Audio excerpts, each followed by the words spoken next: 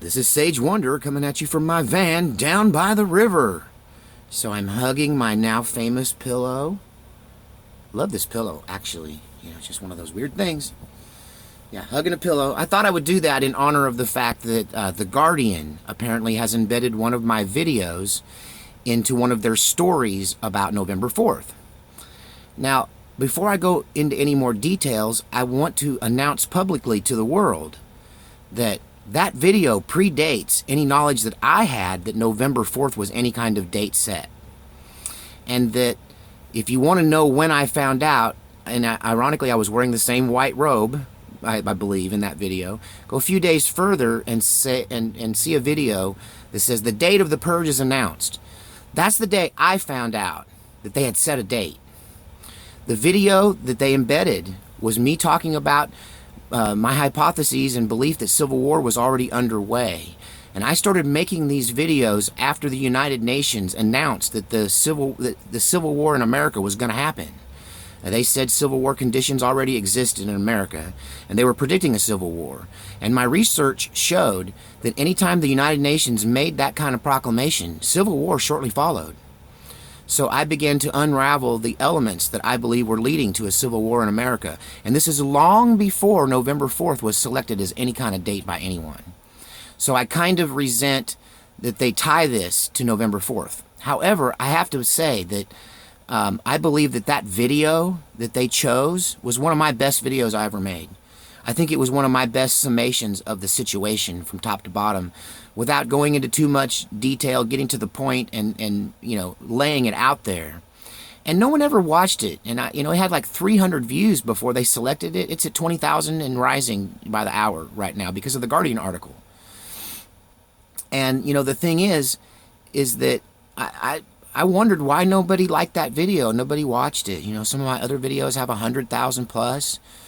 And at that moment in time, you can see me making the decision as to what side I'll fall on right there in the video.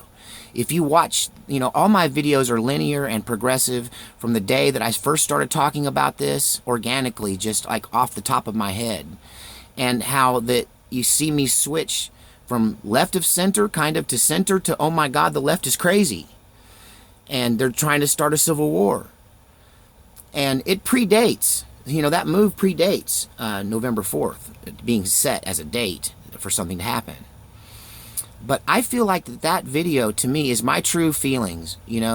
I've got a little more fearful since I made that video, and I've had a lot of death threats, and I've had a lot of interactions that are fishy and weird and scary, and I've had everything from bots attacking and trolls, and I started this channel as like a video diary.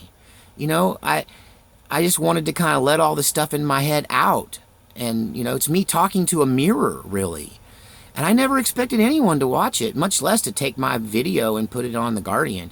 But I thank them, because I think if you watch that whole video, I do a really good job of painting how crazy all this is and how that we in the middle need to pray for peace.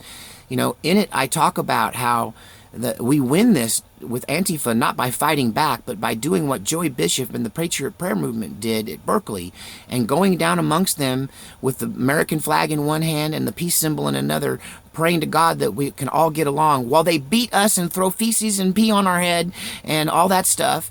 And that in this video that they chose, I think is a great argument for people in the middle.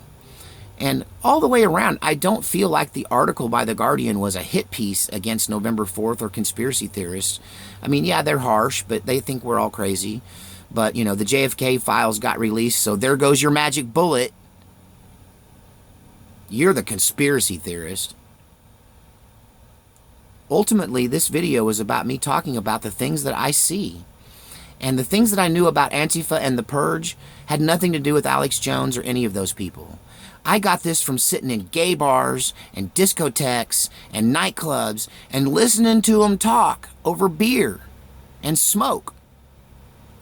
I'm a guy that was lonely, and I went out to bars a lot of times, being a musician, especially if I'm not gigging much, not playing in bands a lot, I'm more comfortable in bars, so I would go there and hang out and just, listen.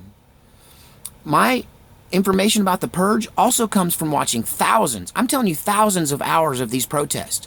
I would honestly say that I watched most of these protests that have been occurring since the inauguration from beginning to end, and not just from one camera, but from multiple camera positions. I mean, some 4 or 5 hour protests, I've seen 30 or 40 hours of video on.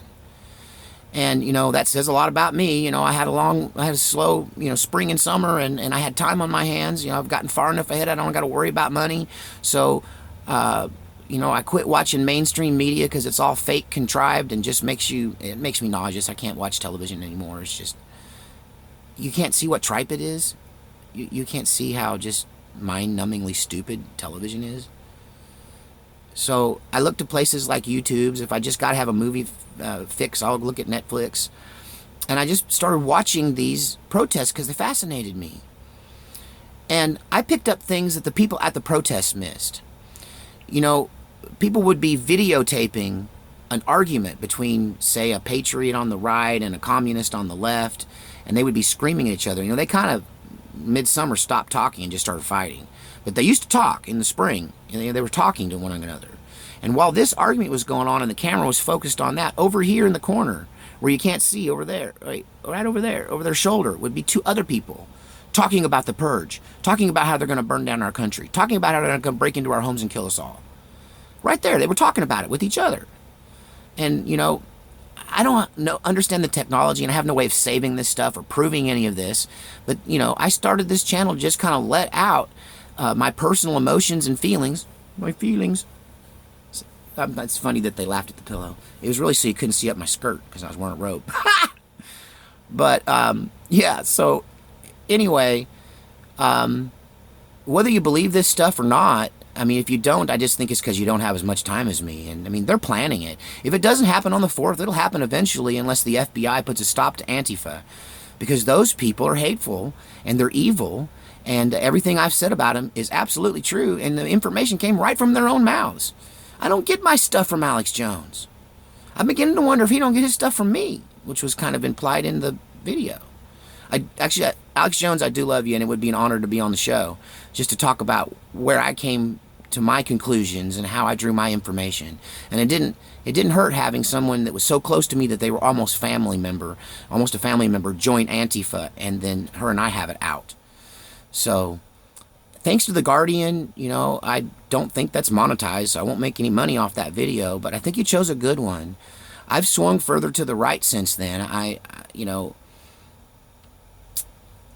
one side wants war. I said it in the video. One side wants war and one side wants peace, and I'm going to side with the side that wants peace. And that's because I'm a peace lover and a peacemaker, and everyone who watches my videos and knows me, that feels like they even know me on a personal level. I've made over 100 videos, and in just a couple months. And, you know, you all know me. I want peace. You know, if I wanted to war, I would have joined the Marine Corps, like all my family did and all the ones wanted me to do. Instead, I bucked the system and became a musician. And, you know, a spreader of happiness and joy and love and partying. You know, I spent time as a preacher, preaching love and peace and harmony and inclusiveness. My battery's low. All right, so I guess I'm famous. I'm on The Guardian. God save the Republic.